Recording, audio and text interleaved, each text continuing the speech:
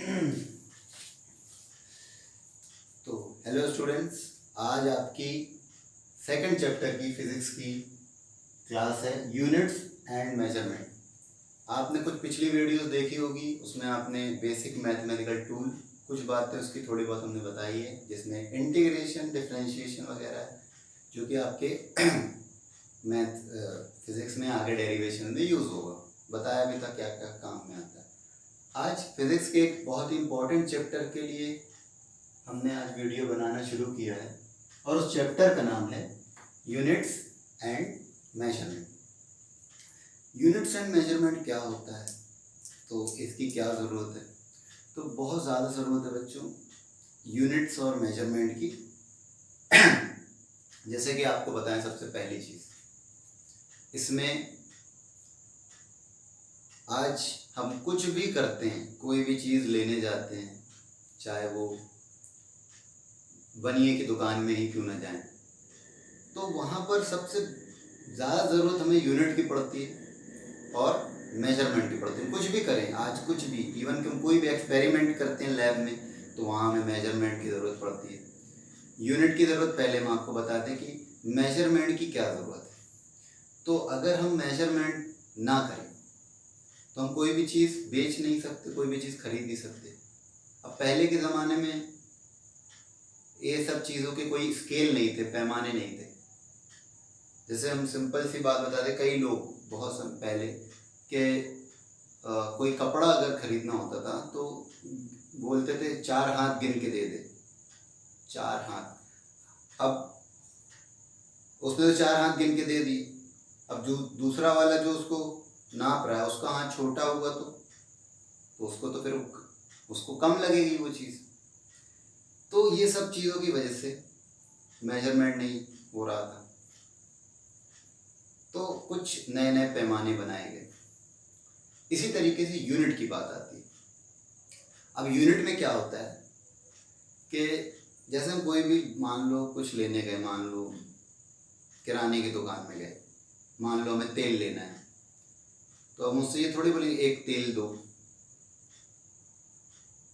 हमें उसकी यूनिट बतानी पड़ेगी, 1 लीटर तेल दो। इस तरीके से मान लो चावल ले रहे हैं, तो उसको ये बोलेंगे 1 चावल दे दो, 2 चावल, ऐसा तो बोलते नहीं, हम उसकी यूनिट बोलते हैं साथ में ना, 1 किलोग्राम चावल दे दो। लोग किलो बस बोलते हैं, असल में वो किलोग्राम होता है ये चीज़। अब इसके बाद बहुत सारी चीज़ें, हम कपड़े की दुकान में मान लो जा रहे हैं, कट पीस लेने जा रहे हैं, तो वहाँ पर हम नापते हैं 1 मीटर, 1.5 मीटर, फुट में नापते हैं, कई जगह अलग अलग तरीके से, कि ग्राम में भी मेजर करते हैं, और अलग अलग तरीके से अलग अलग यूनिट बनाई गई है। इसी तरीके से धीरे धीरे, तो यूनिट की ज़रूरत आपको समझ पा रहे हैं आप क्या है। मेजरमेंट की ज़रूरत बहुत है यार, हम बिना तौले कुछ लेते नहीं हैं और अच्छे से देखते हैं। अगर 1 किलोग्राम कोई चावल मान लो हम ले रहे हैं, तो देखते जाते हैं मीटर में कि देखो पूरा 1000 ग्राम हुआ कि नहीं, ज़्यादा हो जाए कम ना हो, वो सारी चीज़ें हम देखते रहते हैं। तो इस चैप्टर में हम सबसे पहले पढ़ेंगे कि कौन कौन सी क्वांटिटीज़ होती हैं, क्या होती हैं क्वांटिटीज़, फिज़िकल क्वांटिटीज़ जो हम डेली लाइफ में देखते हैं, मेजर करते हैं। उसके बाद हम यूनिट पर जाएंगे। मेजरमेंट के लिए जो अलग अलग तरीके के यूनिट बनाई गई है। अब देखो, जैसे डिस्टेंस मेजर करने के लिए भी अलग अलग है। अगर हमें बहुत ज़्यादा डिस्टेंस मेजर करना है तो हम किलोमीटर पे जाते हैं, कम मेजर करना है तो मीटर पे जाते हैं, और कम माइक्रोमीटर में भी आ जाते हैं, माइक्रोन, और भी छोटे। तो ऐसे बहुत सारे डिस्टेंस की भी अलग अलग यूनिट बनाई गई। एनर्जी की भी इसी तरीके अलग अलग यूनिट बनाई गई, जो आगे चल के अभी बताएंगे आपको। तो यूनिट का बहुत महत्व है हमारे फिजिक्स में, हमारी डेली लाइफ में। उसके बिना हम कोई भी चीज़ कर नहीं सकते। तो फिजिक्स में यूनिट और मेजरमेंट का बहुत ज़्यादा इस्तेमाल है। मेजरमेंट के लिए मेजरिंग इंस्ट्रूमेंट लगते हैं। अब मेजरिंग इंस्ट्रूमेंट में कभी कभी एरर आ जाती है, तो इस चैप्टर में हम एरर के बारे में भी पढ़ेंगे, कैसी कैसी एरर्स होती हैं, उन सब के बारे में पढ़ेंगे। फिर कुछ एक टॉपिक आएगा आपका डायमेंशनल एनालिसिस, वो अलग चीज़ है, वो भी हम पढ़ेंगे। तो आज जो वीडियो है, समझ लीजिए आपकी पहली वीडियो आज बना रहे हैं। इसको हम हो सकता है कि 2-3 पार्ट में बनाएं। तो यूनिट्स एंड मेजरमेंट सबसे पहले आपको समझ में आ गया है कि यूनिट क्या होती है, क्यों यूज़ होती है, मेजरमेंट क्या होता है, क्यों करते हैं, क्या कहता होता है, किस तरीके से करते हैं। मेजरमेंट आप भी बहुत किए होगे, यूनिट आप भी इस्तेमाल डेली लाइफ में करते हैं। अब बात आती है, सबसे पहले इस चैप्टर में आपको पढ़ना है फिजिकल क्वांटिटी, फिजिकल क्वांटिटीज। ये क्या होती है? फिजिकल क्वांटिटीज वो क्वांटिटीज होती हैं जिनको हम मेजर कर सकते हैं, चाहे वो डायरेक्टली कर सकते हो, चाहे हम इनडायरेक्टली कर सकते हो। कोई भी ऐसी क्वांटिटी जिसको हम मेजर कर सकते हैं वो कहलाती है आपकी फिजिकल क्वांटिटीज। अब फिजिकल क्वांटिटीज के अंदर दो चीज आती है, एक आती है फंडामेंटल क्वांटिटीज, एक आती है फंडामेंटल क्वांटिटीज और एक आती है आपकी डिराइव्ड क्वांटिटीज। देखो जो भी चीज़ आपको पढ़ाएंगे आप डेली लाइफ में देखते होगे, सुनते होगे उसके नाम बार बार, तो ये चैप्टर आपको आसान लगेगा, शुरुआत में भी आसान लगेगा, चैप्टर आसान है लेकिन इसका यूज़ बहुत अच्छा है, आगे चल के हम हर जगह यूज़ करेंगे। कभी भी आप फिजिक्स पढ़ोगे, यूनिट मैनेजमेंट या डेली लाइफ में भी यूज़ ही होता है। तो देखिए फिजिकल क्वांटिटीज फंडामेंटल और डिराइव्ड दो टाइप की होती है। फंडामेंटल क्वांटिटीज वो क्वांटिटी जो किसी पर डिपेंड नहीं करती, किसी पर depend, does not depend on any quantity, simple, does not depend on any quantity. और डिराइव्ड क्वांटिटी वो क्वांटिटी जो फंडामेंटल पर डिपेंड करती है, डिपेंड्स ऑन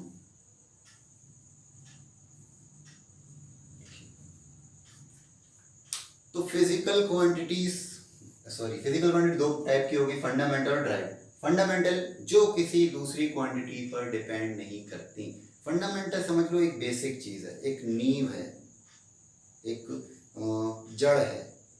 जड़ से पेड़ बनता है, टहनियाँ बनती है, लेकिन टहनियाँ से जड़ नहीं बनती।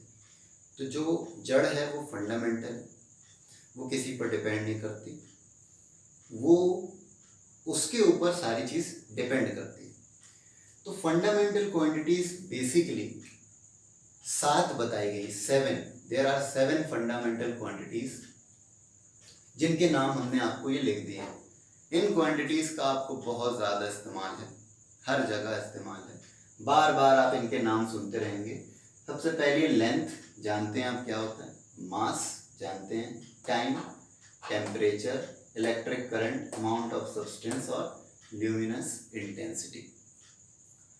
तो आप जब 11th में पढ़ेंगे तो इन 4 फंडामेंटल क्वांटिटीज का तो बहुत इस्तेमाल होगा आपका, शुरुआत की 4, शुरू की 3 का तो हर जगह इस्तेमाल है, चौथी का इस्तेमाल थोड़ा बाद में आपका आएगा, हीट वगैरह में जब आप पढ़ेंगे।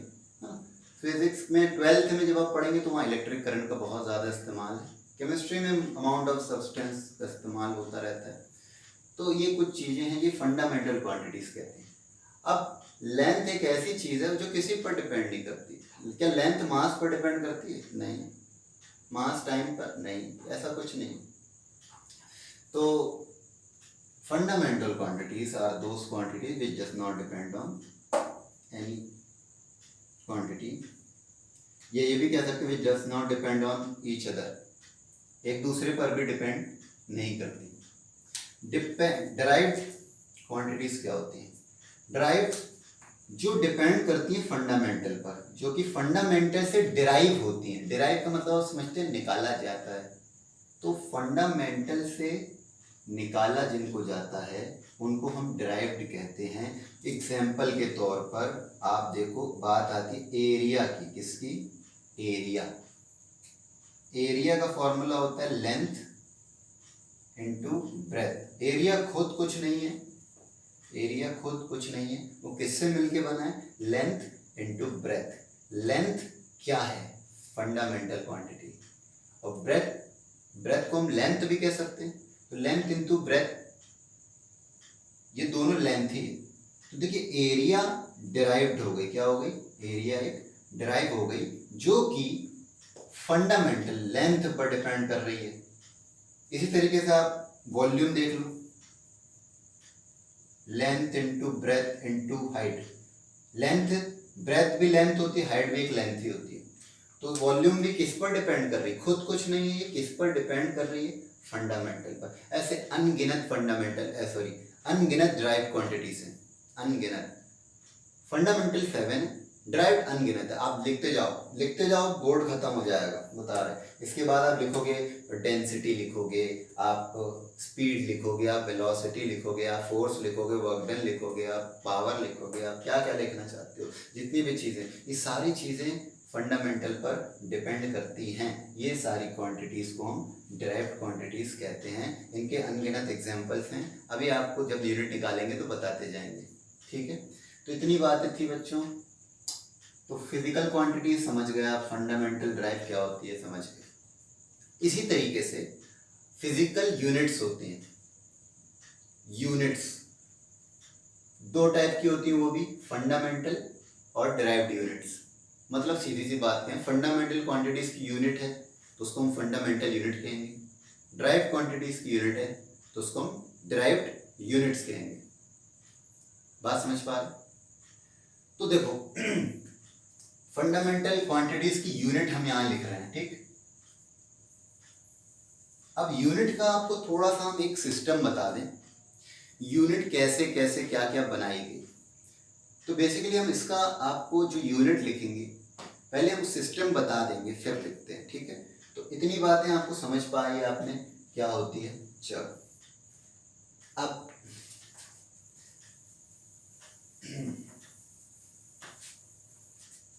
चल बात आती है यूनिट्स की, ठीक। तो सिस्टम ऑफ यूनिट्स बनाए गए, सिस्टम ऑफ यूनिट्स बनाए गए। सिस्टम ऑफ यूनिट्स समझना इसको क्या होता है, ये सिस्टम ऑफ यूनिट्स। तो सिस्टम, कई सिस्टम बनाए गए। मतलब ऐसा है कि अलग अलग देश में अलग अलग तरीके से मेजरमेंट होता। जैसे आज भी कई देशों में मास को LBS में मतलब पाउंड में मेजर किया जाता है।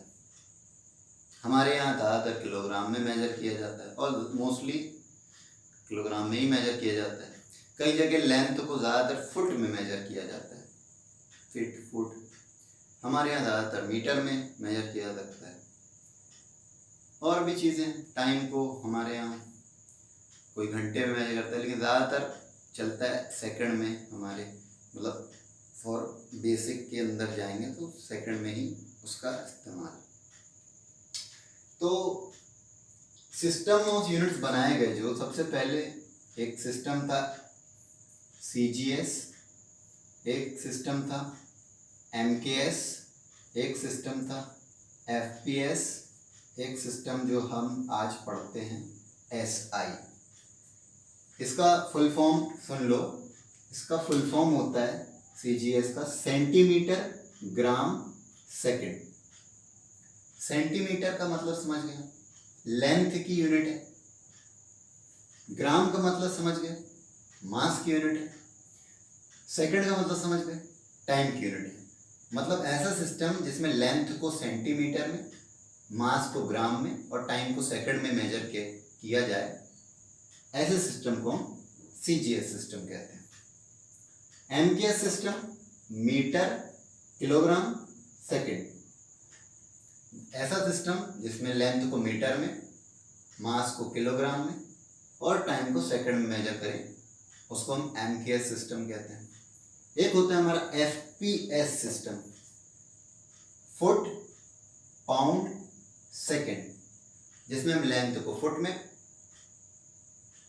मास को पाउंड में, टाइम को सेकंड में मेजर करते हैं। और देन हमारा ये सिस्टम आया जो कि पूरा वर्ल्डली एक्सेप्टेबल है, हर जगह इस सिस्टम को एक्सेप्ट किया गया। क्योंकि अगर हम मान लो किसी दूसरे देश में ट्रेड कर रहे हैं या उनसे ऐसी कुछ बात कर रहे हैं, तो एक ऐसा सिस्टम होना चाहिए जिससे हमको भी समझ में आए और उनको भी समझ में आए। जैसे हम आपको कुछ बातें बताएं, पहले के समय में अजीब अजीब यूनिट चलती थी। जैसे कोई चीज़ लेने जाना है, मान लो चावल लेने जाना होता था तो वो बोलते थे 1 सेर चावल दो। अब अमेरिका वालों को मालूम थोड़ी एक शेर क्या होता है, वो तो शेर को शेर ही समझेंगे। इसी तरीके से हमारे यहाँ तोला चलता है। आप अगर सोना वगैरह लेने जाते हैं तो वहाँ तोला चलता है ना, अभी भी चलता है। तोले का मतलब, एक तोले का मतलब 10 ग्राम होता है। तो हम तोला अगर बोलेंगे तो बाहर वाला कोई समझ थोड़ी पाएगा, उसको तो बोलना पड़ेगा 10 ग्राम। इसी तरीके से कुछ जल्दी छटाक, तोला, माशा, ये वो बहुत सारी अजीब अजीब प्रकार की यूनिट थी। तो अगर हमें किसी बाहर वालों से बात करनी है तो उसको तो पल्ले नहीं पड़ेगी कि मतलब क्या बात है, ये क्या बोल रहे हैं। तो एक ऐसा सिस्टम बनाया गया जो कि पूरे वर्ल्ड में इंटरनेशनली एक्सेप्टेबल हो। उस सिस्टम को हम कहते हैं SI सिस्टम। SI का मतलब होता है standard international system. Standard international system. इस सिस्टम में हम ज़्यादातर डील जो करेंगे इस सिस्टम में करेंगे।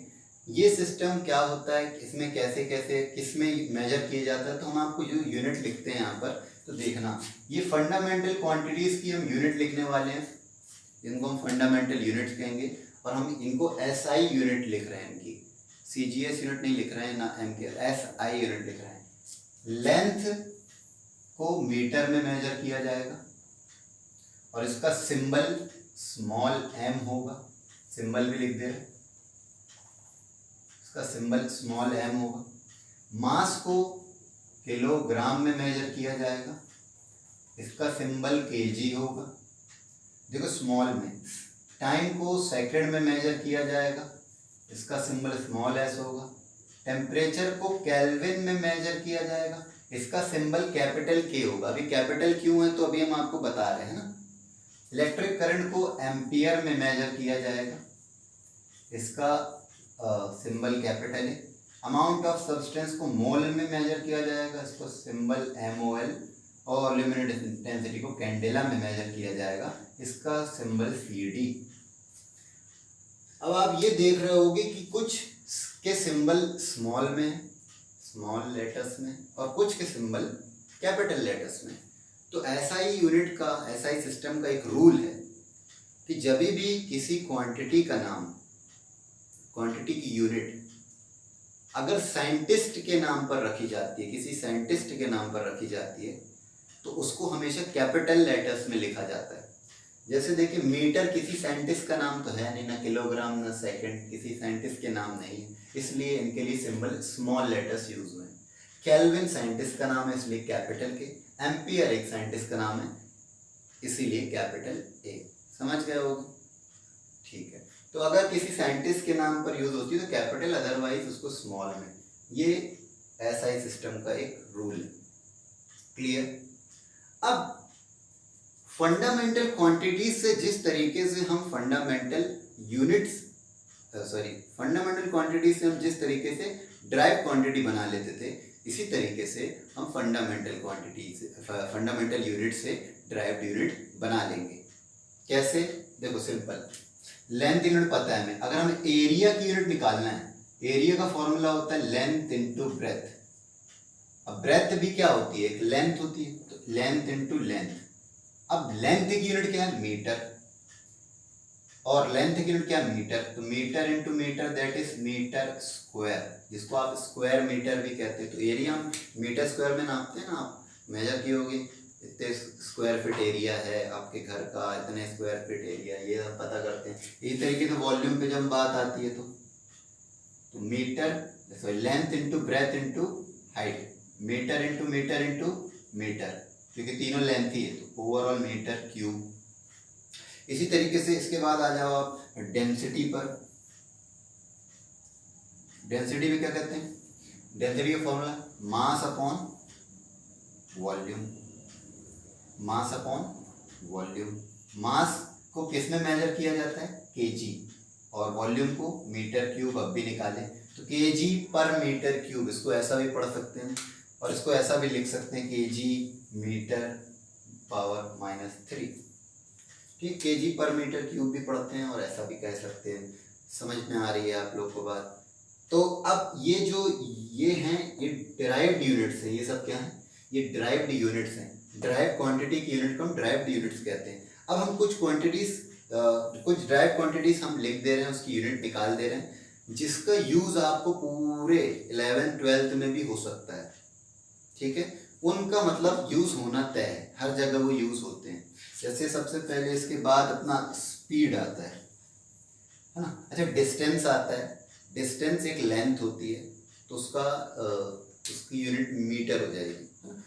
तो स्पीड इक्वल्स टू क्या होता है फॉर्मूला, डिस्टेंस अपॉन टाइम। ये चीजें आप आगे स्पीड वगैरह पढ़ेंगे। तो डिस्टेंस की यूनिट मीटर, टाइम की यूनिट सेकेंड, तो ओवरऑल क्या हो गया, मीटर पर सेकेंड।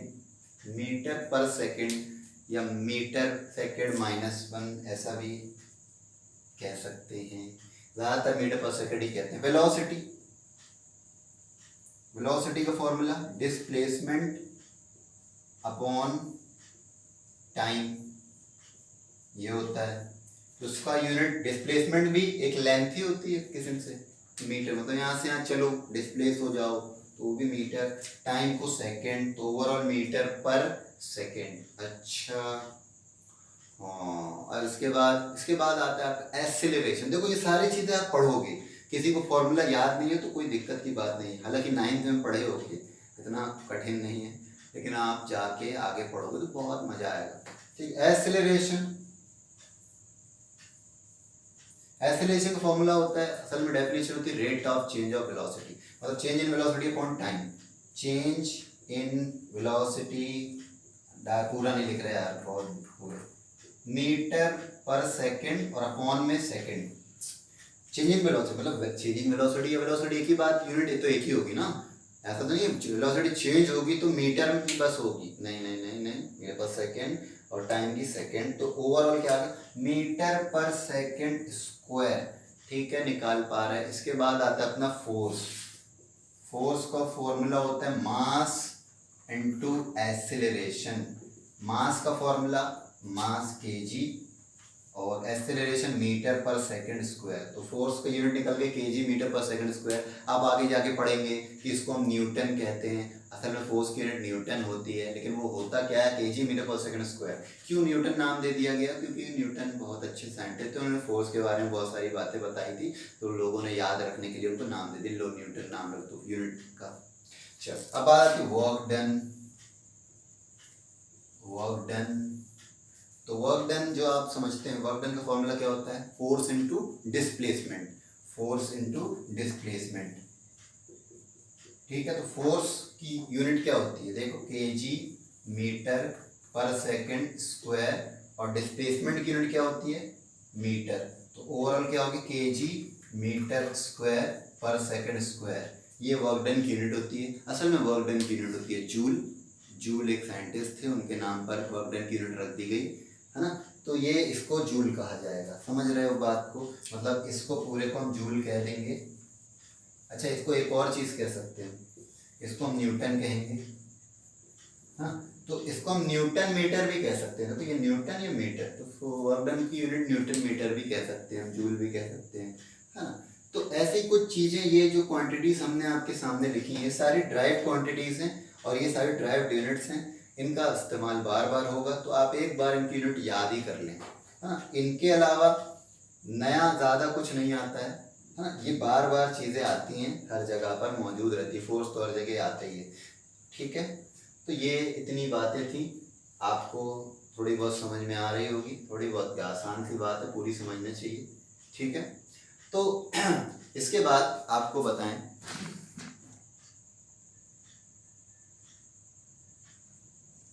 हाँ जी,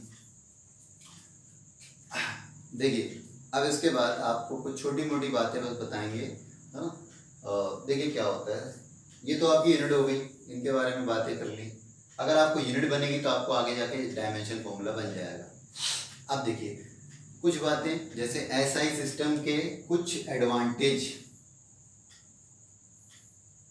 एसआई सिस्टम के कुछ एडवांटेज। सबसे पहला एडवांटेज है कि हाईली एक्सेप्टेबल है, मतलब हर जगह लगता है, मतलब पूरे इंटरनेशनल में। तो ये बहुत ही, मतलब इसको सिंपल कहते हैं, सिंप्लीफाइड कहते हैं, ये तो बहुत सारे रीज़न, एक रीज़न हम बताएं, आप लोग एक सवाल ये कह सकते हैं कि एमकेएस सिस्टम और सीजीएसआई में फ़र्क क्या है। एमकेएस में भी इसको ये कहते हैं लेंथ यूनिट मीटर, मास की किलोग्राम और टाइम की सेकंड, एमकेएस में भी ये कहते हैं और एसआई में भी ये कहते हैं। तो फ़र्क क्या हुआ? तो फ़र्क भी हम बता रहे हैं, उसका एडवांटेज ही बता रहे हैं। तो देखिए एक एडवांटेज ये है, जैसे बात है एमकेएस सिस्टम की, तो जैसे एनर्जी की जो यूनिट होती है जूल होती है, जो वर्कडन की यूनिट होती है, एनर्जी की यूनिट जूल होती है। एसआई सिस्टम में एनर्जी की यूनिट क्या होती है? जूल होती है। ठीक, अब एनर्जी की यूनिट जब जूल होती है, लेकिन एमकेएस में थोड़ा अलग अलग चलती है। कैसे? जैसे अगर हम मैकेनिकल एनर्जी की बात करते हैं तो वहाँ जूल होती है। अगर हम बात करते हैं हीट एनर्जी की, तो एमकेएस सिस्टम में हीट एनर्जी की यूनिट कैलोरी होती है, कैलोरी।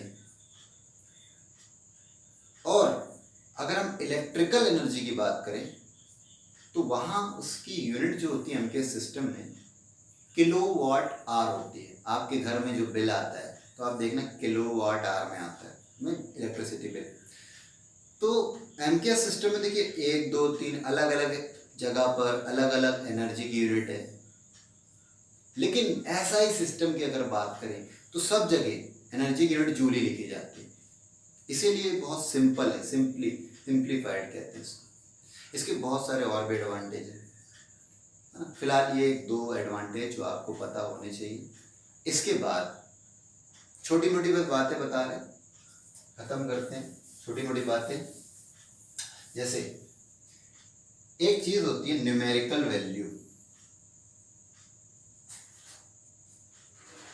ये इनवर्सली प्रोपोर्शनल होती है यूनिट के, मतलब n inversely proportional to u। ये बात है, कोई आश्चर्यजनक बात नहीं है। सॉरी, गिर गए। हाँ, तो देखिए न्यूमेरिकल वैल्यू जो होती है यूनिट के इनवर्सली, मतलब ये जितनी बड़ी यूनिट उतनी कम न्यूमेरिकल वैल्यू। सिंपल सी बात बताते हैं आपको। जैसे हम बात करते हैं 1 किलोग्राम और 1000 ग्राम, दोनों एक ही बात है, दोनों बात एक ही है। लेकिन देखिए यहाँ न्यूमेरिकल वैल्यू कम है 1, लेकिन यूनिट जो है बड़ी है। न्यूमेरिकल वैल्यू कम लेकिन यूनिट बड़ी। यहाँ पर न्यूमेरिकल वैल्यू ज़्यादा लेकिन यूनिट क्या है? छोटी। तो ये जो रूल है लगता है, तो इसको हम ऐसा कहते हैं n1u1 equals to n2u2। n1 inversely मतलब प्रोपोर्शनल मतलब कांस्टेंट लगेगा, प्रोपोर्शनल का साइन हटेगा तो इक्वल्स टू देख लो n u equals to constant. मतलब क्या है? मतलब ये है, चाहे हम यूनिट बदलें चाहे मेजर, मतलब यूनिट बदल लें हम तो न्यूमेरिकल वैल्यू चेंज हो जाएगी, तो ओवरऑल वो हमेशा कांस्टेंट बने रहेंगे। देखो जैसे है 1 किलोग्राम और ये 1000 ग्राम, दोनों एक ही बात है कि नहीं? तो दोनों एक ही बात है। तो n1u1 इक्वल्स टू n2u2 ये होता है। तो इसका छोटा मोटा ऐसे ही फॉर्मूला है।